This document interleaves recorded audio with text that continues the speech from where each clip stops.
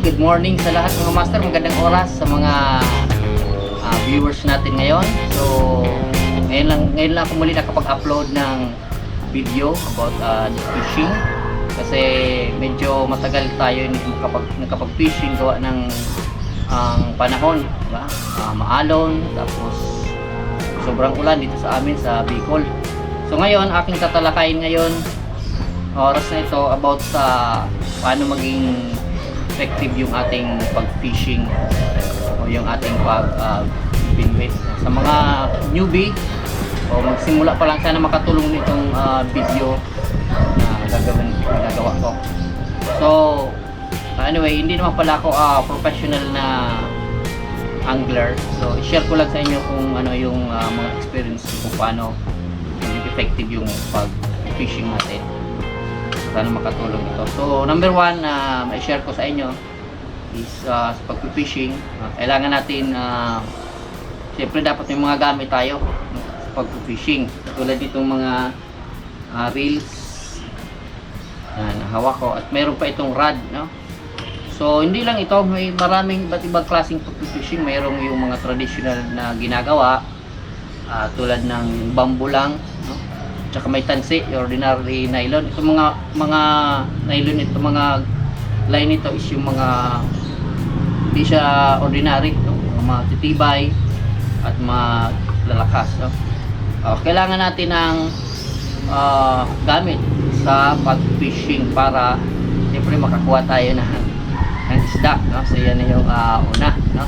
So dapat kung may gamit tayo, dapat talagang maganda yung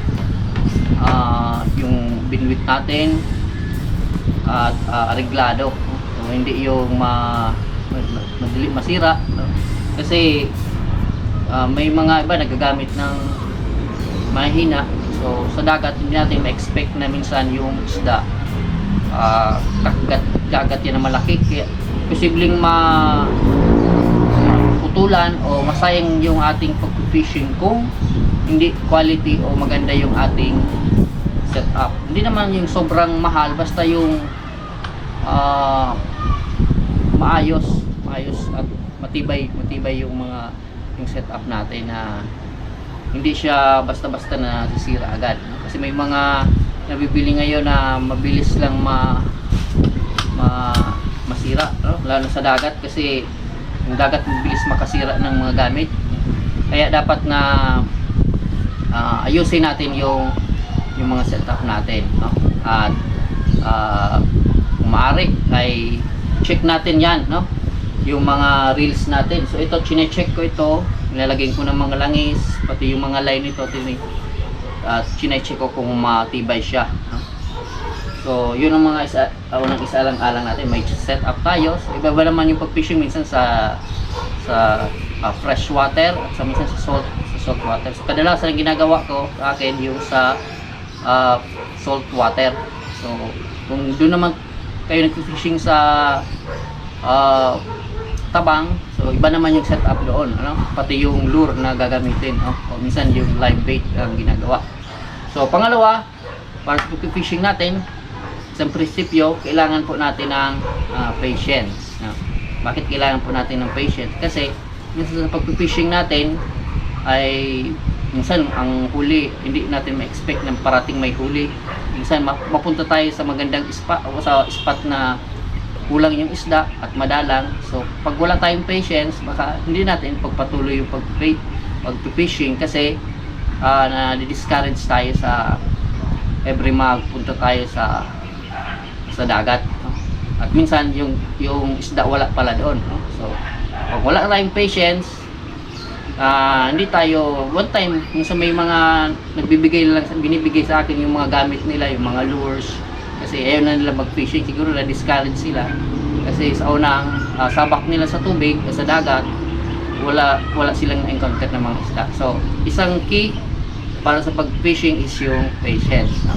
So pangalawa, yung compassion o passion pala. Kailangan hilig talaga natin to, no? So kahit minsan na konti o sabi pa zero, ay nandiyan pa rin ka para huli ng isda, no? Until ma-notice mo sa iyong sarili dahil hilig mo siya, gumagaling ka na sa mga larangan ito, no? Sa mga dapat ma-develop sa pag-fishing, yung patience, saka iba pang aspeto nito para maging successful. So kailangan ng passion, dapat hilig natin to. Parang yung nag-basketball, di ba, mga master? Yung nag-basketball, kahit wala sa kanilang minsan pumapalakpak, solo lang sila dahil hilig nila, hanggang sa ma-notice, mapansin ng magtao ang galing na mag-basketball kasi hilig kasi. Ganon din sa pag-fishing, hanggang sa master natin yung master mo yung pag-fishing, kung paano yung tamang pag-cast o diskarte nun. So dahil hilig mo at ma-perfect mo siya, no? So pangalawa na, no?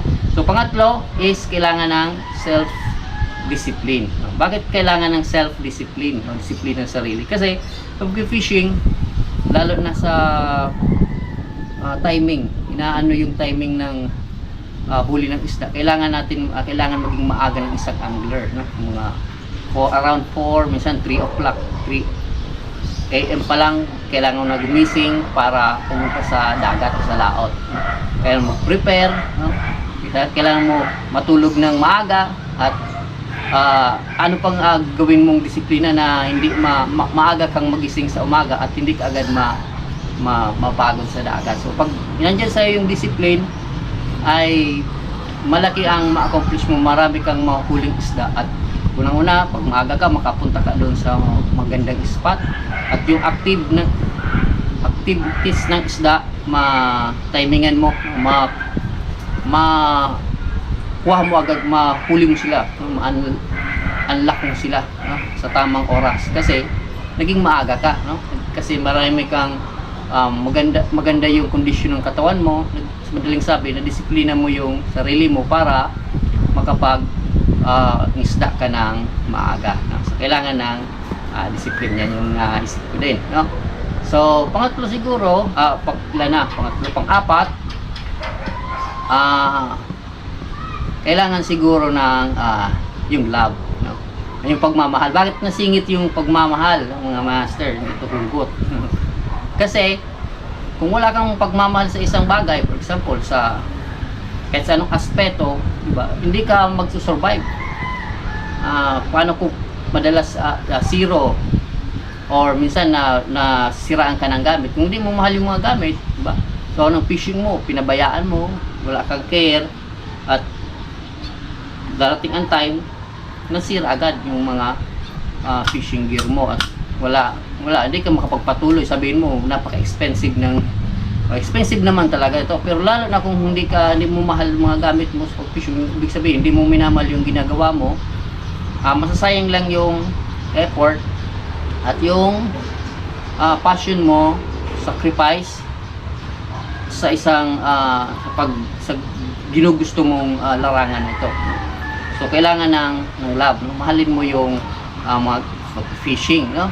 So kahit walang huli at nakakapagod, kasi grabe, sobrang minsan nakakapagod ang pag-fishing, lalo na kung malayo, punta ka sa malalayong spot, kailangan mo gumising ng maaga, disiplina mo, maggagastos ka din, di ba? Kasi iba nagagasolina. So kung wala kang love sa fishing, hindi ka tatagal sa larangan na ito. Maliban na lang kung malapit lang ang bahay mo dun sa dagat, no? So iba, yun talaga ang trabaho nila, kaya nakakapagpatuloy sila. Pero kung baguhin ka pala, dapat mahalin mo itong kung baguhin ka pala, mahalin mo itong sports na itong pag-fishing. So ilan na ba? So pang lima siguro, pang lima na to is ang pinakamahalaga sa lahat po yung prayer. Yan, yung pagtawag natin sa Panginoon sa may kapal, kasi siya naman ang bibigay ng success, no? sa lahat ng tao na naging successful. Sabi nga sa kanyang salita sa John 15 verse 5, I am the vine, ye are the branches. He that abideth in me and I in him, the same bringeth much forth fruit.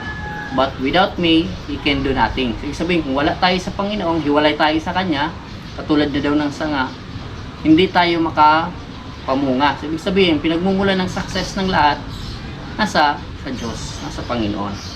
Sabi niya pa, call unto me and I will answer thee. Sabi sa Jeremiah, yan, Jeremiah's Old Testament.